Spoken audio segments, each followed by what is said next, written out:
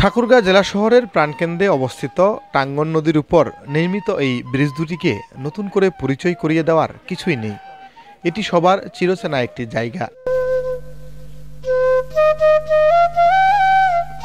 বালিডাঙ্গি, রানীশংকেল, হরিপুর ও পীরগঞ্জের মানুষকে প্রতিদিনই শহরে প্রবেশ করতে হয় এই ব্রিজ পাড়ি দিয়ে। টাঙ্গন নদীর ধারে অপরাজেয় ৭১ আরও বেশি দৃষ্টিনন্দন করে তুলেছে টাঙ্গন নদীর উপর নির্মিত ব্রিজ দুটিকে। একসময় একটিমাত্র ব্রিজ দিয়ে চলাচল করতে হতো ৫ উপজেলার মানুষকে। প্রায় ৫ বছর আগে ঠাকুরগাঁ শহর থেকে বালিডাঙ্গি চৌরাস্তা মোড় পর্যন্ত সড়কটি ৪ লেনে উন্নীত হওয়ার পর আরেকটি ব্রিজ যুক্ত হয় টাঙ্গন নদীর উপর।